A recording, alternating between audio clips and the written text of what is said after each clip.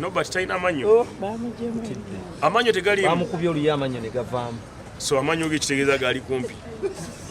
Amanyo bakuba bukwijja story ne gavaamu kitegeeza gabadde gali kumpi. Ekisooka njagala kuvumirira effujjo erikolebwa ku ba promoter. Nobody omu ku ba promoter abatatya loss. Ng'ajja n'akamiri n'akugjayo akulanze. Waba akulanze nkwegayiridde abakozesa sente nnyingi tamanyi oba enkuba enaatonnya naye ovaayo n'omukuba emiggo oba n'omukuba amanyo ne gavaamu ani akulanga omulala. So nze nga owa National Promoters Association member wadde kati nga nalekulira kubanga sagala conflict of interest tujja kusala amagezi okubonereza abo abeetabye mu kukola effujjo. Naye ate era nkubiriza abapromota bannange tulekerawo okulanga abayimbi nga tetubasasudde.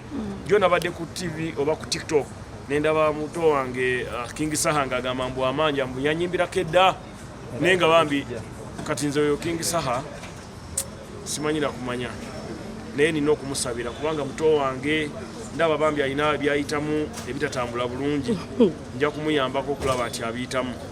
Njozaayoza nnyo Eddie Kenzo Musuuza Kana Kambata bawa Wanyamutoro honali Wanyamutoro olw'okutuuka ku gufu ogunene ogwo kubanga ekifo ekyo kinene naye kuba yayingidde kati mu bifo ebinene ng'ekya mukama wange full figure mukama wange Buchaman era mukyala we baali wano ngamba ndabira mukama wange Catherine Kusaasira ebifo si byangu byakusanga ate Kenzo already president ate BET winner oyo mwana yazaliwa n'omukisa ekikulu ekyogamba nti omusala mutono nze ndowooza nti balina office ebatwala eya PS balina PS wabamwita Haji Kakande bagende bamusamoninge kuba si balina okugenda balina okuyita PS waabwe mu office zaabwe bayite PS kuba presidential advisor abeera ku level ya minister bayite PS amulagire nti sebo jangu tunyonyole lwaki sente zaffe tezongerwako kati ngabo bennyini be bakulu ba PS bawandike n'ekiwandiiko nti twongeze mukwano gwo bajozeyo n'asoma